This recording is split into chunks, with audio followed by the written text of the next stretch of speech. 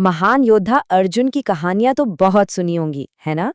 लेकिन क्या उनके जीवन के उस एक रहस्यमय साल के बारे में सोचा है, जब वो दुनिया की नजरों से एकदम ओझल हो गए थे? चलिए, आज बात करते हैं अर्जुन के उसी अज्ञातवास के रहस्य की।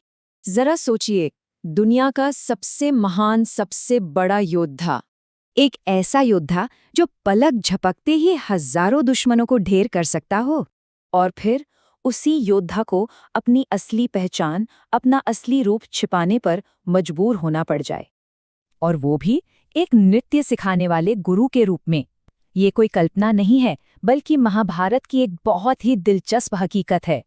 तो ये कहानी है पांडवों के 13 साल के वनवास के उस आखिरी और सबसे मुश्किल साल की। इसे अज्ञातवास कहा जाता है, एक ऐसा साल जिसमें उन्हें पूरी तरह से अपनी पहचान छिपा कर जीना था। और यहाँ दांव पर बहुत कुछ लगा था। अगर इस एक साल में जरा सी भी चूक हुई, अगर उनकी पहचान जाहिर हो गई, तो सजा थी 13 और साल का वनवास। सोचिए, और विराट राज्य ही उनकी एकमात्र उम्मीद थी। तो इस बेहद कठिन शर्त को पूरा करने के लिए सभी पांडवों और द्रौपदी को एकदम नई पहचान अपनानी पड़ी। ऐसी पहचान जिसके बारे में कोई सोच भी नहीं सकता था। और देखिए, कितनी होशियारी से उन्होंने खुद को राजा विराट के दरबार में जमा लिया। युधिष्ठिर बन गए कंक, राजा के पासा सलाहकार। भीम, वो बने बल्लव, शाही बावर्ची। नकुल बने ग्रंथिक, जो घोड़ों की देखभाल करते थे। और सहदेव, तंतीपाल, जो गायों की। और द्रौपदी, वो सैरंद्री के रूप में रानी की दासी बन गई, सबके सामने, फिर भी पूरी तरह से छिपे हुए। लेकिन इन सब में सबसे चौंकाने वाला बदलाव था अर्जुन का, वो अजेय धनुर्धर, जिसका नाम सुनते ही बड़ी बड़ी सेनाएं कांप उठती थीं। वो अब बन गया था बृहन्नला, राजकुमारी उत्तरा को नाच गाना सिखाने वाला एक शिक्षक। ये अपनी पहचान को बचाने के लिए एक बहुत बड़ा बलिदान था। सब कुछ बिल्कुल ठीक चल रहा था, प्लान के मुताबिक।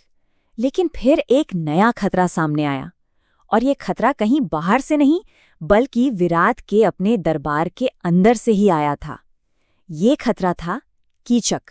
कीचक विराट की सेना का बहुत ही ताकतवर और बुरा सेनापति था, और उसकी बुरी नजर पड़ी द्रौपदी पर, जो वहां सैरंध्री के रूप में रह रही थीं। कीचक की हरकतें न सिर्फ द्रौपदी के लिए, बल्कि पांडवों के पूरे रहस्य के लिए एक बहुत बड़ा खतरा बन गईं। तब एक प्लान बनाया गया। द्रौपदी ने कीचक को रात में एक सुनसान कमरे में मिलने के लिए बुलाया। कीचक तो अपनी बुरी नीयत से वहां पहुंच गया, लेकिन उसे क्या पता था कि वहां द्रौपदी नहीं, बल्कि कोई और उसका इंतजार कर रहा था। शाही रसोइया बल्लव, यानी कि अगली सुबह तो पूरे राज्य में हड़कंप मच गया। इतना ताकतवर कीचक, उसकी लाश मिली, और किसी को कुछ समझ ही नहीं आ रहा था कि उसे कौन मार सकता है। भीम ने चुपचाप इस काम को अंजाम देकर न सिर्फ द्रौपदी की रक्षा की थी, बल्कि पांडवों की पहचान को भी जाहिर होने से बचा लिया था। अब जैसे जैसे अज्ञातवास का साल खत्म होने को आया, दुर्योधन को शक होने लगा कि पांडव जरूर विराट राज्य में ही छिपे हैं, और उन्हें ढूंढ निकालने के लिए उसने विराट राज्य पर हमला कर दिया। ये उनकी आखिरी और सबसे बड़ी परीक्षा थी। अब सोचिए, एक तरफ थी कौरवों की विशाल सेना, और दूसरी तरफ विराट राज्य की एक छोटी सी सेना और एक डरा हुआ राजकुमार उत्तर। अब पूरा राज्य और पांडवों का राज दोनों ही दांव पर थे।